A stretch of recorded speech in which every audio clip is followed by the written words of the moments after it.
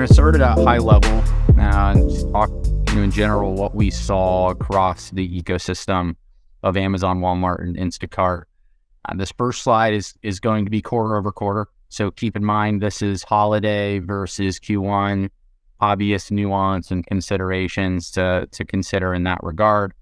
But as a whole, we saw some really common themes. CPCs declined across the board, as you would imagine, is a less competitive point in time versus the holiday season that everybody wins on. Daily spend obviously was down. And then there was a little bit of nuance in terms of, underlying performance of click-through rate and ROAS. Some of the things that kind of stick out to me is Amazon had, a relatively significant tailwind with CPC reduction for brands, but however, that was unfortunately offset by, lessening conversion and average order volume. So while we had a tailwind from a cost perspective, ultimately from a conversion and a basket perspective, that led to ROAS declining in totality.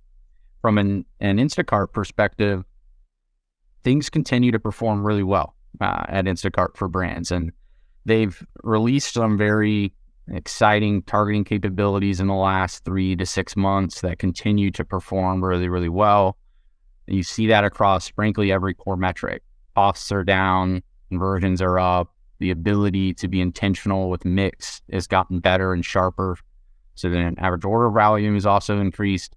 And so it's been a really strong platform for brands to invest in.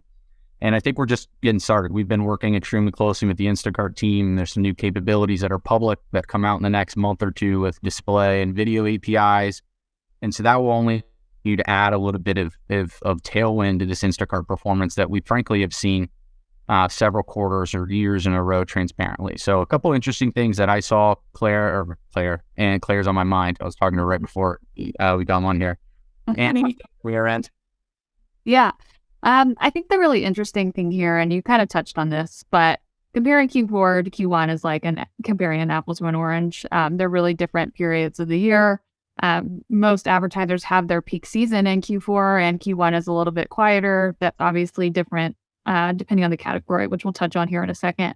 But I think what you see with Instacart is actually what we typically would expect to see kind of across all of the retailers, specifically the only about 1.7% reduction in CPCs for Amazon sponsored product really stands out to me. That is a very, very small reduction. You can even say it's flat quarter over quarter.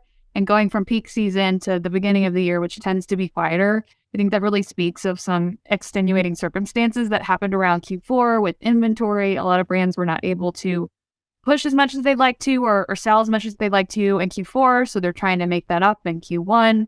Which ultimately meant that it was a little bit more competitive, a little bit more costly, efficiency went down, and they're doing all of this in a time when buying behavior tends to slow. So I think that really kind of speaks to those differing circumstances between the retailers overall. But normally you'd expect to see CPCs go down pretty significantly and efficiency improve, given the fact that Q4 is way more competitive. Yeah. Great. You want to go to the next one, Jared, year over year? So from a year-over-year perspective, again, now we're a bit more apples to apples in terms of comparing, Q1 versus Q1 of 22. In general, there's again some really common themes that you can see on the screen from a performance perspective, and there's obviously some significant outliers. You look at Walmart, for instance, right away. I think that's one of the the calls I would make. They were still riding this really significant tailwind of Walmart's movement to a second price auction, right? And we'll continue to have that tailwind until we get towards the end of this quarter. They officially switched, in June of 22. And so we've still got April and May that will continue to have that year over year tailwind.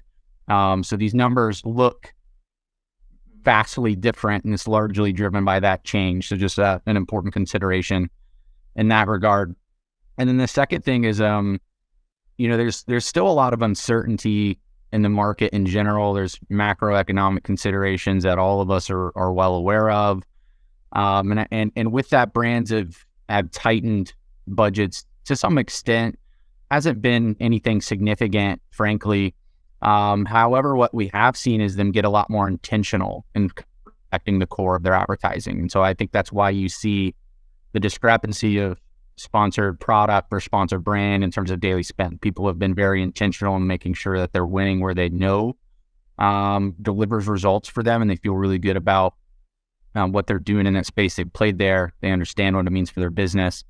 And so I think you've seen brands kind of walk back a little bit from some of the ancillary placements, some of the test and learn budgets that used to be out there, have been kind of reallocated towards kind of those core areas, which, frankly, presents an opportunity in many regards. And it's why, having a capability similar to a Pacvue can really be a competitive advantage, where you can kind of dynamically move things around and reallocate based on live performance feeds across all asset types.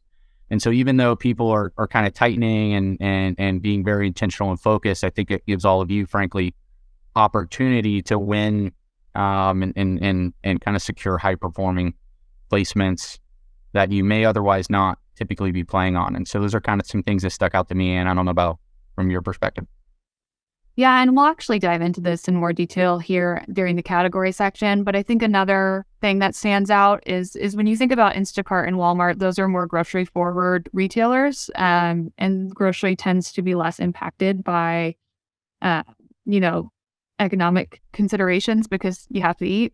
So I think when you're talking about people being intentional about where they're spending on Amazon between the ad types, I think that also boils down to different categories kind of pulling back in the areas that aren't as necessary, because they're really taking the brunt of these kind of economic changes and people being more cautious about what they're purchasing. Whereas, for example, Instacart, you're seeing people spend a little less, but conversion is still going up year over year. You're not seeing that on Amazon. Even on sponsored product, people are spending more, CPCs are going down, and you're still seeing ROAS go down because, conversion rates are likely lower. So I think that just speaks to the difference in categories and kind of the span of the portfolio on each of the retailers.